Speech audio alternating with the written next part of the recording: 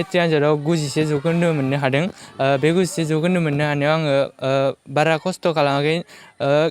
जायखिजाया गासै सानावनो 4 घन्टासो फरायदों आरो बांसिनानो 6 घन्टानि बारा आं फरायाखै।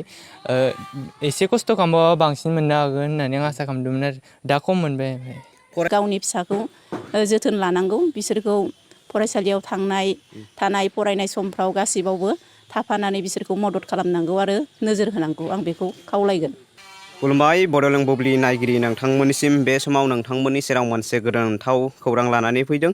धेमाजि जिल्ला सानजारि नोगोरनिफ्राय दिनै 7 खुंजानाय आनजादाव धेमाजि जिल्लानिफ्रायबो फंबाय खोमथा बसुमतारिया मोजां नाम्बार लाखिनानै उथ्रिसार जानो हादों। बिथाङा माबायदि फरायनानै आरो बेसिम नाम्बारखौ मोननो हाखो, जों माखासे बाथ्राखौ जों बिथांनिफ्राय मिथिना लागोन। माबोरै गोजोननाय दं आरो माबायदि फरायदोंमोन?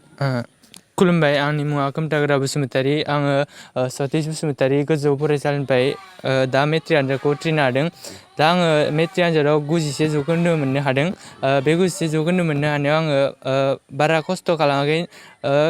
जायखिजाया गासै सानावनो 4 घन्टासो फरायदों आरो बांसिनानो 6 घन्टानि बारा आं फरायाखै। एसे खस्थ' खालामबाबो बांसिन मोननो हागोन होननानै आं आसा खालामदोंमोन आरो दा खम मोनबाय। फरायनायनि बेलायाव बिमा बिफाया माबायदि मदद होबोदों? बिमा बिफायाथ' मदद होबोखादों सिगांनिफ्रायनो। 10 मोननाय लोगो लोगो टिउसन लाना होदो, जेरै इंलिसनि, मेथ्सनि, साइन्सनि, इंलिस ग्रामार बेफोरनि टिउसन लाना होदो। ओमफ्राय एगजामनि समावबो आंखौ नेबाय थादो हराव, माने हराव गोजौआवसिम नेना होदो बिसोरबो आंनि उनाव थानानै आंखौ नेबाय थादो, बेबायदिनो हेफाजाब होदों।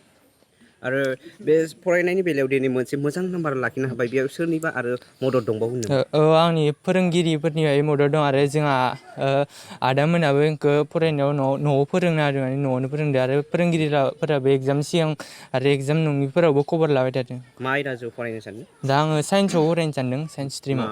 अबे जायगायाव? जायगाखौ आङो दा मोजाङै फिक्स खालामथ'वाखै, उनाव फिक्स खालामनो। मा जानो सानो जिउआव? मा जानो सानो? जिउआव आङो इन्जिनियारखौनो जानो सानदोंमोन, दा मासो जायो आं साइन्स स्ट्रिमाव लादों। बे समाव जों आरो मिथिना लागोन खोमथा बसुमतारिनि बिमानिफ्राय। दिनै खोमथा बसुमतारि फिसाज्लाया दिनै मोजां नाम्बार लाखिनानै पास जानो हाबाय, बेयाव माबायदि गोजोननाय दं?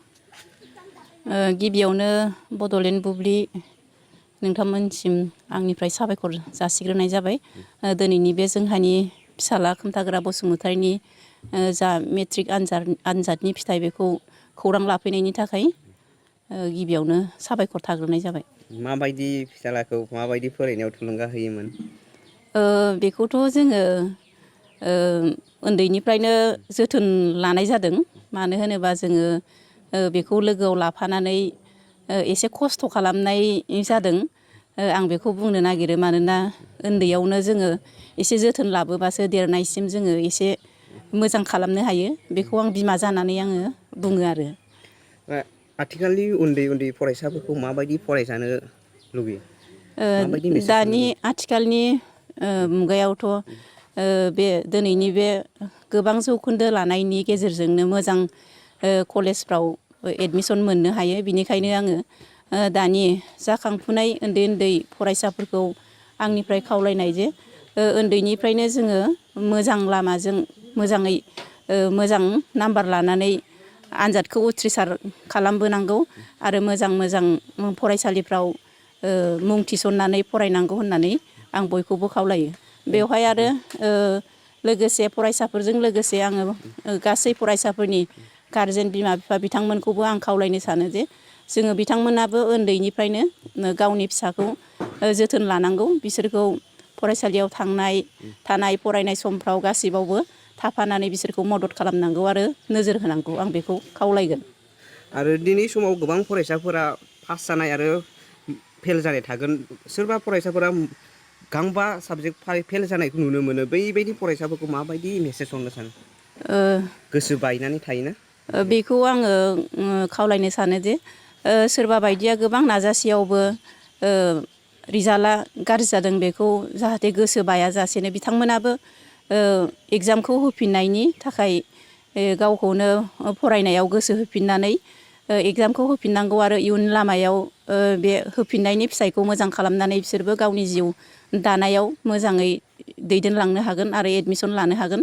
बिनिखायनो फेल जादों होननानै गोसो बायनो नाङा बियो नाजानायनि गेजेरजों सानसेबाबो पास खालामनो हायो बिनिखायनो सोरबाया फेल जादोंबाबो बेखौ जे गाज्रि होननानै बुंनाङा आंनिफ्राय बेखौ खावलायनाय थाबाय आरो बे समाव जों फंबायनिफ्राय मिथिनो नाजाबावगोन दि उन्दै फंबायमोनखौ माबायदि फरायजानो लुगैयो दा आङो उन्दै फंबायमोनखौ मोजाङै फरायजानो लुगैयो मानोना आथिखालनि गथ'फ्रा मबाइलाव नांथाबना थायो उन्दैनिफ्रायनो मबाइल लायो मबाइल लायबाबो मबाइलाव फोरोंनायफोरखौसो नायनांगौ माबि मिउजिक भिडिअफोर नायलाबायनाङा गेम गेलेनायफोरखौ गेलेनाङा बेनि थाखाय आङो जाय देग्लायनि उनाव मेट्रिक परिखा होगोन बिथांमोनखौ मोजाङै फरायनो थिनदों आरो मबाइलनिफ्राय एसे गोजानाव थानो खावलायदों मबाइल नायबाबो फोरोंनायफोरखौ नायनांगौ दानि जुगाव गोबां एप माने दिहुनजाबाय जाय फोरोंनायनि सोमोन्दै फोरों मोनसे गोजोनथाव खौरां क'क्राझार सहरनि जेडि रडजों नांजाबनाय गोजोनपुरि रयेल एनफिल्ड श'रुमनि गोजौआव दंसै आइ आफा बिएम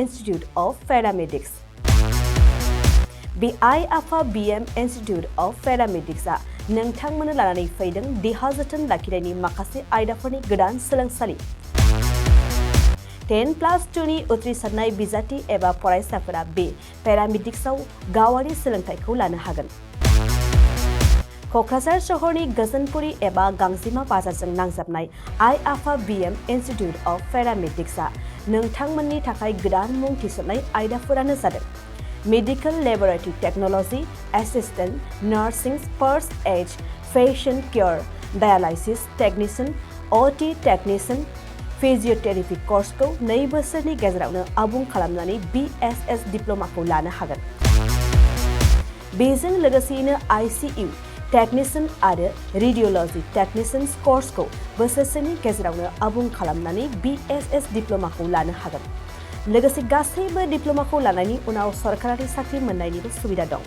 जुदि नोंथांमोनहा बेफोर कर्सनि थाखाय गोदानै मुं थिसननो गोसो दंब्ला आइ आफा बिएम इन्स्टिटिउट अफ पेरामेडिक्सनि नैबे मबाइल नम्बर 9821663110 एबा 6002559220 आव थोंजों सुलाद ला